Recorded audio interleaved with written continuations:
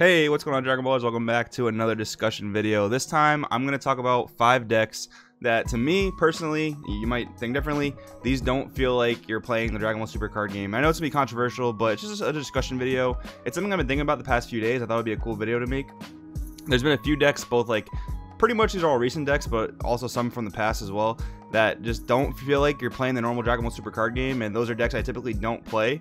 So you're going to notice as we go through all these decks that I've never really played or topped one of these decks, but it's interesting nonetheless. I think it's a cool thing to kind of explore and just look at. But if you guys are new to the channel, before we get into this video, definitely hit the subscribe button. Make sure you hit that notification bell to stay up to date with all awesome Dragon Ball Super content that I post here. If you're looking for a community to get in touch with, talk about your decks, get advice on the game, check out the Discord in the description below for you to join. And finally, guys, if you're longtime fans of the channel, want to help me out, you can check out the description below for the Patreon. That's a lot of competitive content right there, and you're helping out the channel, so it's a win-win. And yeah, I think it really benefits you. So here we go with this video. So 5 decks that, to me, do not feel like you're playing the Dragon Ball Super card game. Now, a common trend we're going to notice with all these decks, they're going to be pretty much combo decks. In my opinion, Dragon Ball Super combo decks are really cool in a sense. Like, I think that the green Broly deck's really cool, and also I still think it's super duper fair, but it's a very different game. It's like you're playing the deck, you're not playing the game, if that makes sense to you guys. I hope that kind of makes sense. But the reason I don't think that the green Broly deck is like playing the Dragon Ball Super card game, because again, you're assembling that combo. There's a few reasons here. I mean, you're summoning battle cards outside of the normal way we summon battle cards, which is by tapping energy and playing. You know, you're playing a new battle card when your previous version of Broly gets popped, right? Whether you pop it or your opponent pops it. So you're cheating in battle cards for really, really low cost. And the deck also does something that no other deck in the game does, which is interrupting battle like Shigesh Kid Goku. You know, I still think it's hilarious how like everyone swore up and down they hated Shigesh Kid Goku, and they printed a whole deck that was Shigesh Kid Goku, right? And as you increase up the chain, you can pop more and more things. Like, eventually you can pop Ignoring Barrier, which is absolutely nuts.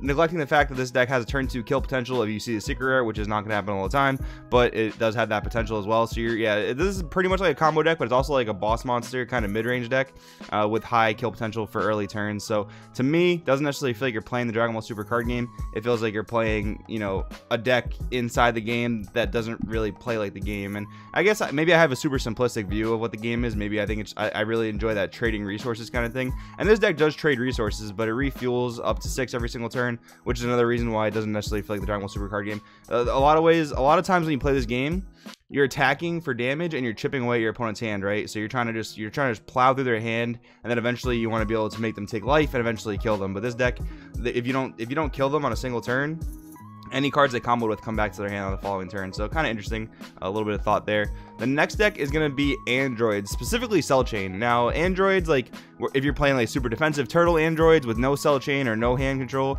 it feels a lot more like the Dragon Ball Super card game in a sense. You know, you just have like critical beaters, you'll play like double strikes and that whole thing. And nifty little note too, if you guys are looking for like a, you know, current android list with 3-drop cell at 1, there's this for you to look at. But yeah, like this, like the cell chain, and I tested the deck extensively myself when it was at full power, that didn't feel like you were playing Dragon Ball Super card game. It felt like you were playing anti Dragon Ball Super card game, right? Because a lot of decks in this game, like, you know, most decks will sit on like an 8 to 10 card hand, and then some decks, you know, like Hercule, like Kid Goku, they'll sit at like, you know, a 12 14 card hand. So this deck, anytime you played cell chain, it kind of just felt like you're playing the anti-Dragon Ball Super card game, right? In a sense, because you're trying to just limit all that hand advantage. You're trying to stop your opponent from being able to play, really. You're basically making your opponent play in such a way, because if you played around cell chain in the proper way, you wouldn't, you know, draw as many cards as possible. You would play early defense, you know, protect your life so that when they're forced to cell chain you could recoup cards, and it made you play in a different way. I'm glad that cell is gone. I'm glad that the big cell is pretty much unplayable right now. But it wasn't a deck I enjoyed playing against, but it was kind of interesting how it made you play a certain way, and it really separated kind of like the boys from the men, right? If you knew how to play around cell chain, you didn't really complain about it as much, but if you didn't know how to play around it, this was something that a lot of people struggled with, and I'm glad they took it away, because if they didn't take this away, you couldn't really play skillless. You might be able to play skillless, but it would be really hard to play the new Gogeta decks and a lot of the new decks that just draw a ton of cards.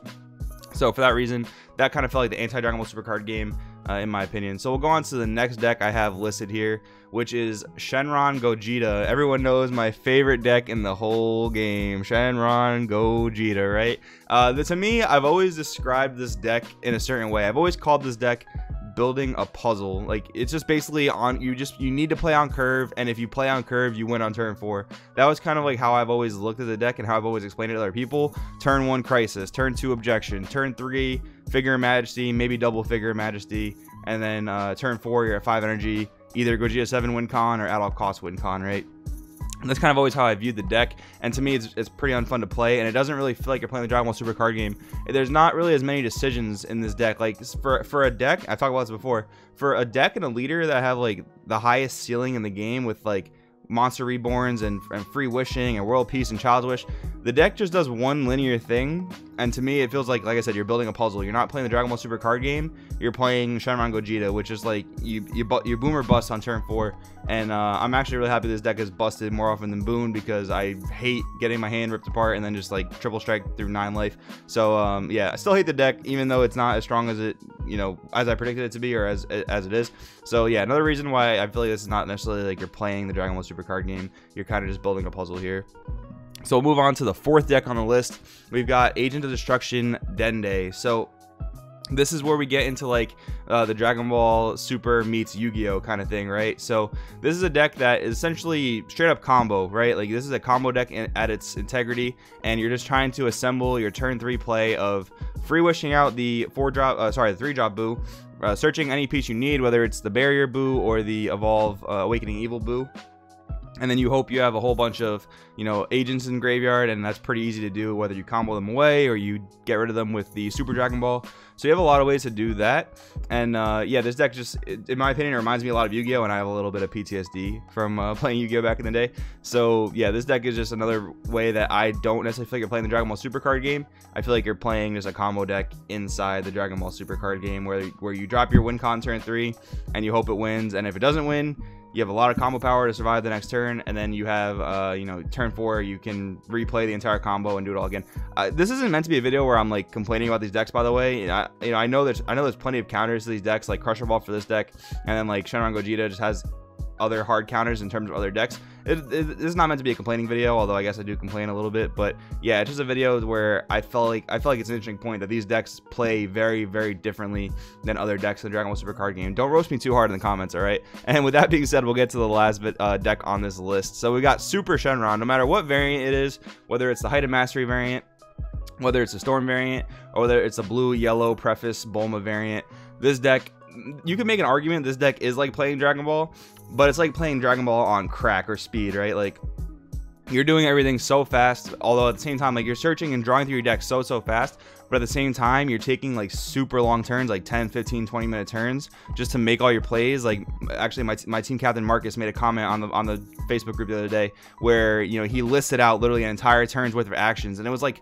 30 actions that he posted. It was pretty crazy. But yeah, you just do so much with your turn, and then when you're ready to go off, you take another turn, you take another 10-15 minutes, so that's like almost 30 minutes your opponent hasn't been able to play the game, and then you're just attacking face. We've seen Storm in the past, and even like Hirudegarn full power Storm, I would say was like playing Dragon Ball Super. That was like playing Dragon Ball Super, maybe almost like on crack. But this deck is definitely playing Dragon Ball Super on crack. Like, you're just literally going faster than almost any other deck in the format. You're doing your typical things, whether it's Height of Mastery, whether it's Storm, whether it's just beating face with blue yellow, but you do it for such a long amount of time, and you just get to take an extra turn. So you basically, if you think about it, you basically get to play a free objection, you get to draw a free card, and you get to give all of your everything on your board an additional attack. So like, your 2-drop Gokus have dual attack, your Height of Mastery has what, quadruple attack. Like, it's pretty absurd. But yeah, that deck feels like playing Dragon Ball Super on crack. So those are the 5 decks I feel like you're not playing Dragon Ball Super. The one honorable mention, I was trying to find a deck list. These are all random deck lists I found on Shenron's Lair, by the way. You guys can check that out in the deck list tab up here on the toolbar. But one deck that I want to honorably mention that I couldn't actually find a deck list for was Full Power Mecha Frieza, right? That deck, if you guys played back in that time, I know it's about a year ago. Some of you guys may be newer to the to the game. But if you guys played Full Power Mecha Frieza, that was full power Mecha Frieza the game. That was not Dragon Ball Super card game. That was definitely Dragon Ball Super on crack, where everything is just an extra draw card. Everything is just playing battle cards for free, playing extra cards for free, drawing tons and tons of cards, awakening turn 1, turn 2. So that was like a pretty interesting honorable mention. I did want to include it in the list, but I couldn't find a deck list for Mecha Frieza, and I didn't want to pull out one of my really old, embarrassing Mecha Frieza deck profiles from the channel. So with that being said, guys, hope you guys enjoyed this little discussion video. A little bit of a lighthearted video today. Hope I didn't complain too much. I don't necessarily think that any of these decks are overly unfair, although some of them are kind of unfair. But yeah, I hope it wasn't too much of a complaining. It was more just to be a thought provoker in terms of, like, you know, sometimes it doesn't feel like, and it's a cool thing at the same time, right? You're not playing the Dragon Ball Super card game in its entirety. You're not playing the simple resource trading game, but you do have like a different take on a deck. Like Green Broly, I think, is a really interesting take on gameplay. Androids is a really interesting thing in terms of it makes you play differently. And then you know, we have super strong decks like Super Shenron and AOD Dende. So just my opinion, guys. Let me know in the comments below. Don't roast me too hard. Thanks for watching. I'll see you next time. Hey, what's going on, Dragon Ballers? Welcome back to another vid. Hang on. This is the end card, not a... Ah, screw it. I'm gonna play some Pokemon. See ya!